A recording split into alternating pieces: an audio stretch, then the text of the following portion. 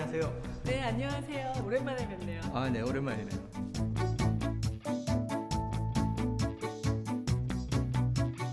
모처럼 밖에 나왔더니 너무 좋아요. 네, 저도 야외 미술관 오랜만에 오는데요. 기분 전환도 좋고 아주 좋습니다. 최근에 되게 좋은 소식 들리던데요. 네, 둘째를 낳았습니다. 근데 많이 늦었죠. 그래서 아주 쑥스럽습니다. 그래도 너무 귀엽죠. 네, 귀엽긴 한데 귀여운 두 애들 보다가도 좀 걱정이 앞설 때가 많습니다. 애들 키우고 또 교육시키고 더구나 또 저하고 와이프하고 노후 설계까지 해야 되니까 그런 면에서 걱정이 많이 생기는 것 같아요.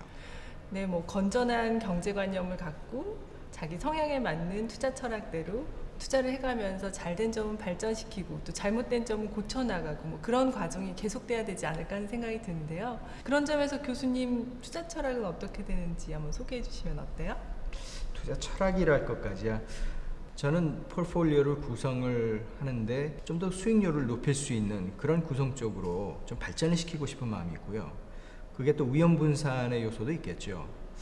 그러면서도 좀 더 최신 기법을 사용할 수 있는, 제가 또 공부를 하면 그렇게 될 수 있지 않을까 하는 생각에서 그런 좀 어설픈 투자 철학이지만 그렇게 갖고 있고요. 오늘 마침 이렇게 만났는데 한 수 가르침을 받을 수 있겠다는 이제 희망이 생깁니다. 그럴까요? 오늘 한 수 가르쳐 드릴까요? 교수님 ELW라고 들어보셨나요? 네, 기본 개념 정도는 알고 있는 것 같습니다. 주식과 연계된 상품이고, 그리고 특정 종목이나 지수를 미래의 어느 정해진 시점에 또 정해진 가격으로 사거나 팔 수 있는 권리, 그 정도 알고 있습니다. 그럼 다 아시는 건데요. 상품에서 제일 중요한 게 그 상품의 정의잖아요. 그 말씀을 하시는 거 보니까 오늘 ELW에 대해서 말씀을 해주실 것 같은데요. 네, ELW는 거래소에서 거래되는 상품 중에서 비교적 최근에 소개된 상품인데요. 2005년 12월에 첫 거래가 됐습니다. 이 파생 상품이 결합된 상품이라서 조금 복잡하고 어렵게도 느껴지는 게 사실이기는 하지만 개인 투자자들이 활용하면 아주 유익한 점이 많거든요. 개인 투자가들에게 특별히 유리한 점은 뭔가요? 그 정의만 들어보면 옵션하고 뭐가 다를까 하는 생각도 들기도 하는데요. 네, 맞습니다. 사실 이 상품의 성격은 옵션하고 유사한 점이 굉장히 많아요. 시장이 상승할 때나 하락할 때나 다 수익의 기회를 노려볼 수 있다는 점, 그리고 또 레버리지 효과가 있다는 점, 이런 점은 유사한 점인데요. 파생 상품인 옵션하고 다르게 이 워런트는 원금 이상의 손실은 절대 보지 않는다는 점, 또 그리고 주식 계좌를 그대로 이용한다거나 거래세는 면제가 되고 또 유동성 공급자 제도라는 걸 둬서 투자자들이 거래를 원활하게 할 수 있다는 점, 이런 점들은 차이점이 되겠죠. 비슷한 점도 있는데 다른 점도 많네요. 근데 어떻게 보면은 개인 투자가들을 위해서 옵션을 좀 잘 포장을 한 그런 상품 같이도 들립니다. 네, 맞습니다. 이 옵션을 증권이라는 껍데기에 담았다, 이렇게 이해하시면 될 것 같아요. 워런트는 보유하고 있는 사람이 유리한 상황이 되면 권리를 주장하면 되고 또 불리하면 그냥 없었던 일로 하면 되는 상품입니다. 그럼 기억해야 될 기본 개념, 키워드 그런 거는 어떤 것이 있을까요? 가장 중요한 거는요, 이게 바로 권리라는 점인데요. 또 중요하게 기억하셔야 될 키워드는요, 기초자산 행사가 만기가 있거든요. 네, 권리의 좋은 점은 자기가 유리할 때 행사할 수 있다. 그런 거겠죠. 네, 맞습니다.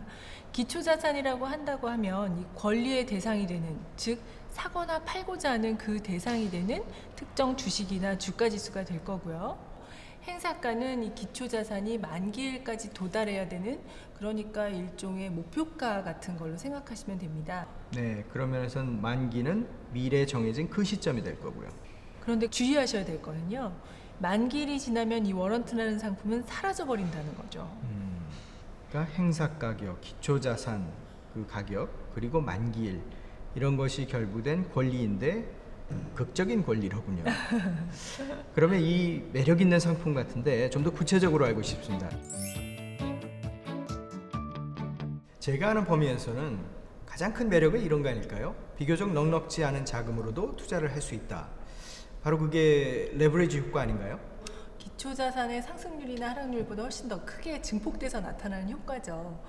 말씀하신 대로 교수님이 느끼시는 것처럼 많은 투자자들이 이 레버리지 효과를 매력적으로 생각해서 관심을 많이 갖고 있습니다.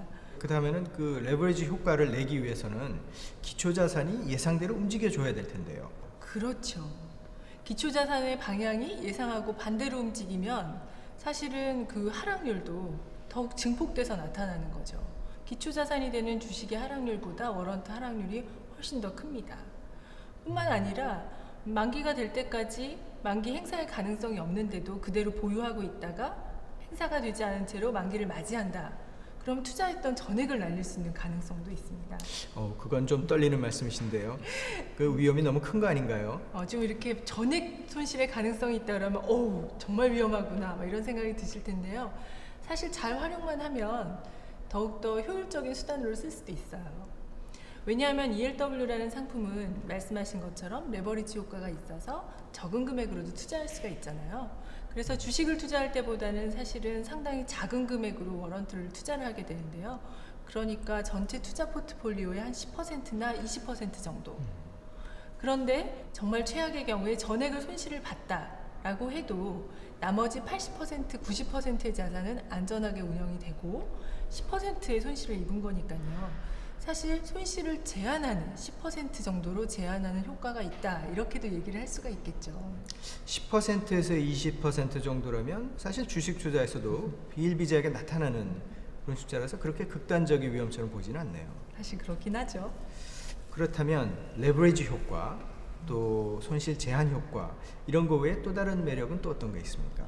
시장과 무관한 투자 수단이라는 거죠. ELW를 투자하는 투자자들은 주식이 상승을 예상을 할 때는 콜 워런트를 매수하면 되고 시장이 하락할 것으로 예상을 하면 풋 워런트라는 수단이 있으니까 사실 무기를 두 가지나 갖고 있는 셈이 되는 거죠. 네, 그렇네요.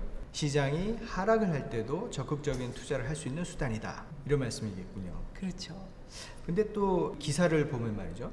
그 LP, 유동성 제공자 이런 말들이 나오는데 그건 뭔가요? 유동성 공급자가 있어서 이 상품이 투자자들이 불편함 없이 거래가 될 수 있도록 항상 시장에서 매수매도 효과를 제공해 주는 역할을 하죠. 시장 조성자의 역할을 한다고 할 수 있죠. 편리한 제도네요. 네. ELW가 파생 상품이다, 아니면 옵션의 형태다, 이런 여러 가지 얘기를 할 수가 있겠지만요. 결국에는 투자하는 대상은 주식이나 주가 지수가 되는 거죠. 주식하고 떼어서는 절대 생각을 할 수가 없습니다. 그렇다면 결국 주식을 알아야 ELW도 할 수 있다 이렇게 보이는데요. 그렇다면 주식과 ELW 어떤 차이점들이 있나요? 가장 큰 차이점이란 만기라고 할 수가 있겠죠. ELW는 모두 다 만기가 있어서요. 그 만기가 지나면 그냥 사라져 버리거든요. 그래서 주식을 거래할 때처럼 이 회사는 내가 좋아하니까 아니면 펀더멘탈이 좋으니까 언젠가는 내가 예상한 대로 움직이겠지 이렇게 생각하고 마냥 기다리거나 이래서는 절대 안 됩니다. 그런 접근법으로는 ELW에서 큰 손실을 초래할 수도 있거든요. 만기가 지나면 사라지니까요. 시간은 금이라는 말, ELW에서 꼭 기억하셔야 될 말입니다. 그 만기 때문에 어떻게 보면 굉장히 극적인 상품이군요.